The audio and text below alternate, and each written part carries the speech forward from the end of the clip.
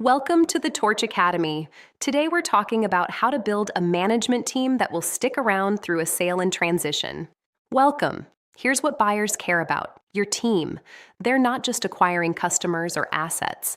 They're acquiring the people who know how to do the work and serve those customers. If your key people bolt the day after the sale, the buyer got a broken business. One of the first things a buyer asks is, will your team stay? And how confident are you? If you hesitate, that's a red flag. That's why you need retention strategy before you list. You need your people to stay through the transition, and ideally long enough that the new owner gets a smooth handoff. Here are the 5 keys. 1. Selective disclosure. This does not mean announcing the sale to your whole team. It means identifying 1 or 2 people whose cooperation you absolutely need, your operations lead, your number 2, and bringing them in under a formal NDA with a retention incentive attached. Think of it as earning their loyalty with trust and money at the same time. For everyone else, confidentiality is critical. Loose talk can cost you employees, customers, and negotiating leverage. 2. Retention bonuses. Even the 1 or 2 people you bring in might get nervous. Use money to incentivize them to stick around through closing. 3. Stay agreements. Contracts that say, if you're still here 12 months after the sale, you get a bonus. Or 24 months. This ties them to the transition. 4. Develop a second in command. Make sure there's a clear succession plan so no single person is irreplaceable. 5. Plan your announcement. Don't wing it. Have a clear communication plan ready for the day the deal closes. What you'll say, who hears it first, how you'll reassure the broader team. But that announcement comes after closing, not before. Here's how retention bonuses work. Identify your 2 to 4 key people, the ones whose departure would be a nightmare. Offer them a bonus equal to 10 to 20% of annual salary, paid at closing if they're still employed. Then offer another bonus if they stay 12 months post-sale. The message is clear. We value you. We want you to stay through this transition. Here's a real number example. Say a key person makes $80K. You offer them $8K at closing if they're still there, and another $8K if they stick around 1 year post-sale.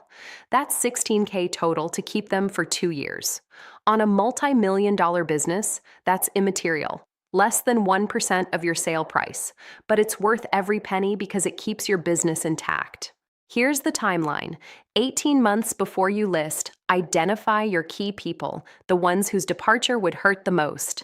Start planning your retention strategy, but don't disclose anything yet. 12 months out, design your retention bonus plan and get legal review to make sure it's enforceable.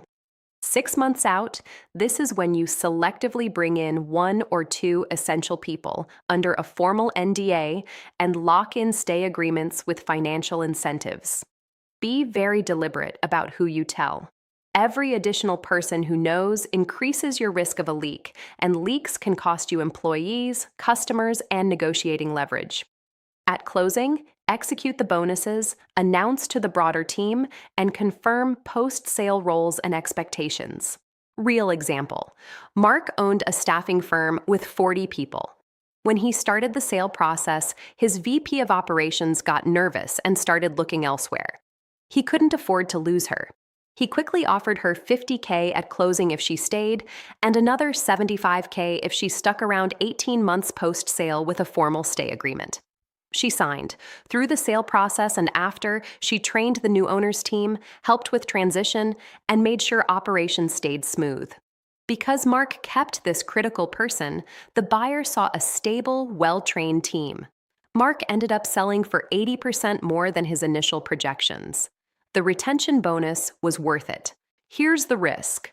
Imagine you're 6 months into the sale process. An offer is on the table. Suddenly, your sales manager gets an external offer and leaves. Now the buyer sees your revenue is shaky. Maybe your top salesperson was carrying the team. The offer gets withdrawn or the price drops. Or your operations manager leaves. The buyer suddenly wonders who actually makes this business run.